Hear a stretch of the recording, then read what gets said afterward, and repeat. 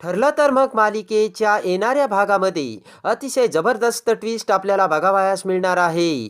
त्यामध्ये जोगतिनीने सांगितलेल्या भयानक सत्यामुळे आणि सायलीने केलेल्या नवरात्रातील 9 दिवसाच्या अनवाणी पायाच्या व्रताने देवी आईने मोठा चमत्कार करत आता सायलीच्या पायावरील तुळशीपत्राची खून देवी आई कशी पूर्ण आई समोर आणते आणि सायली हीच तन्वी असल्याच्या सत्याचा पूर्ण आजीला कसे उलगडा करून देते, हे आता आपल्याला बघावयास मिळणार आहे.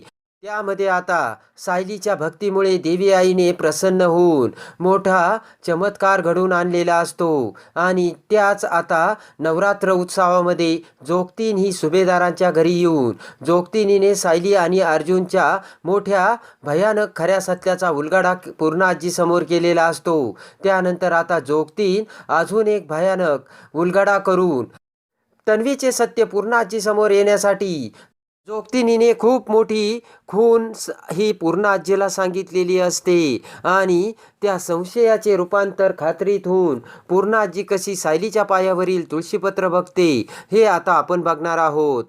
जेव्हा सायलीच्या पायावरील तुळशीपत्र हे एकाच वेळी कल्पना, विमल आणि पूर्ण आजी समोर येते, तेव्हा एकाच सत्याने मोठा सुभेदारांच्या घरात धमाका उडतो. इकडे आता दरवर्षीप्रमाणे कल्पनाने विमलला नवरात्र उत्सवाची सर्व तयारी करायला सांगितलेली असते. पूजेची सर्व व्यवस्था आता विमलने सुद्धा प्रत्येक वर्षासारखीच केलेली असते.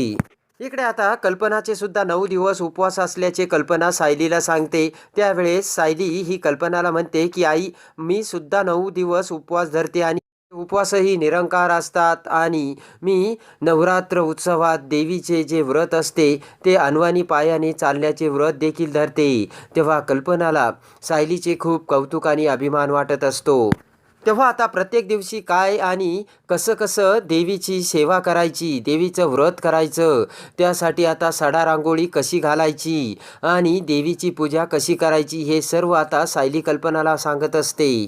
सायली म्हणते की प्रत्येक दिवशी वेगवेगळे पदार्थ करून देवी आईला नैवेद्य दाखवायचा आहे आणि त्यासाठी कधी काय काय करायचं हे देखील आता सायलीने सांगितलेलं असतं. उपवासाचं व्रत कसं करायचं हे सायलीचे बोलणे ऐकून आता कल्पना तर अवाकच झालेली असते. तर कल्पना म्हणते की अगं सायली, तू कशाला उपवास धरतेस? आत्ताच तू हॉस्पिटलमधून घरी आली, तुझी तब्येत ठीक नाही आहे.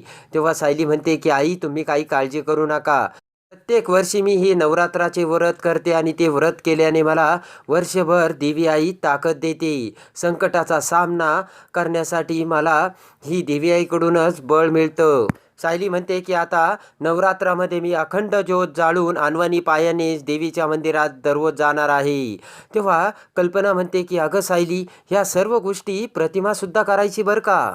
सायली म्हणते की आई, मी जे जे काही करते ते सर्व प्रतिमा आत्यासारखंच कसं काय तुम्हाला वाटतंय आणि हे सगळं काय होतंय? तेव्हा कल्पना म्हणते की अगं, पूर्वजन्मीचं काहीतरी नातं असतं सायली. सायली म्हणते की आई, या नवरात्रामध्ये आपण पूर्ण आजीला आता कोणकोणतं पदार्थ बनवायचे आणि उपवासाचे काय काय द्यायचे त्यांना. तेव्हा कल्पना म्हणते की अगं, पूर्ण आजीला उपवास आता झेपत नाही, तेव्हा त्यांच्या आवडीचे आपण पदार्थ करू, मग तू दे त्यांना त्यांच्या आवडीचे पदार्थ. तर सायली होकार देते. इकडे आता पहिल्या दिवशी सायलीने पूर्ण आजीच्या आवडीचा सर्व स्वयंपाक केलेला असतो. त्यानंतर आता अगदी प्रतिमा जशी करायची तशी विधीपूर्वक सायलीने देवी आईला नैवेद्य दाखवलेला असतो आणि आता पूर्ण आजीला जेवायला आणलेले असते. तेव्हा ते पदार्थ बघून लगेचच पूर्ण आजीला प्रतिमाची आठवण येते. तर पूर्ण आजी म्हणते की अगं, प्रतिमासुद्धा दरवेळी लिस्ट बनवून प्रत्येक दिवशी एक एक पदार्थ करायची. तर आता विमल म्हणते की सायलीताईंनी सुद्धा लिस्ट केली आणि प्रत्येक दिवशी काय करायचं ना ते त्यांनी ठरवले पूर्ण आजी.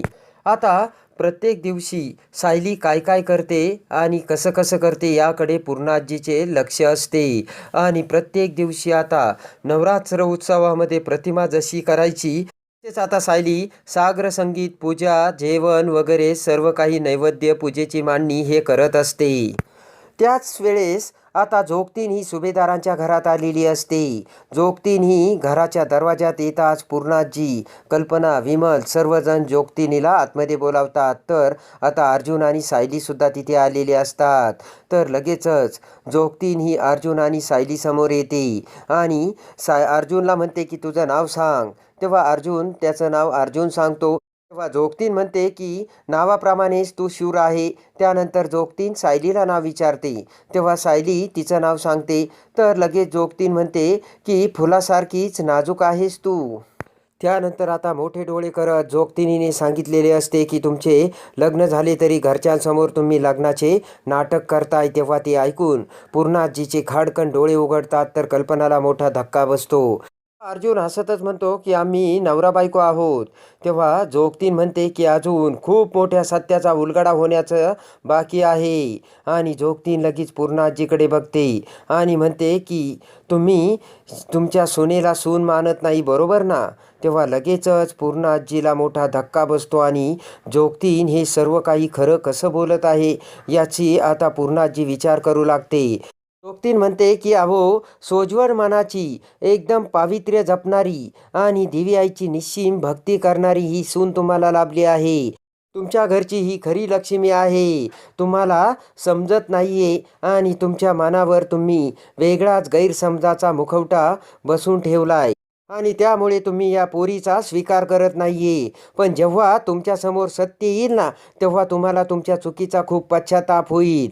तर आता जोगतिनीचे ते शब्द ऐकून पूर्णाजीला मोठा धक्का बसतो. लगेचच जोगतीन ही सायलीला समोर बोलावते आणि म्हणते की ए पोरी, तू आजपासून 9 दिवस नवरात्राचे अनवाणी पायाचे व्रत करायचे आणि ते उपवासही करायचा आहे. तेव्हा सायली म्हणते की अहो, मी तर हे करणारच होते आणि दरवर्षी करते. एकही वर्षी या गोष्टीमध्ये माझा खंड पडत नाही. तेव्हा जोगतीन म्हणते की मला कळतंय पुरी, पण या वेळेस सुद्धा मनाच्या निस्सीम भक्तीने तू हे व्रत कर. त्यानंतर तुझ्यावरती या घरात कुठलंही संकट येणार नाही. आणि याच नवरात्रामध्ये पूर्णाजीला जोगतीन सांगते की तुला तुझ्या सुनेचा खरा चमत्कार बघावयास भेटेल.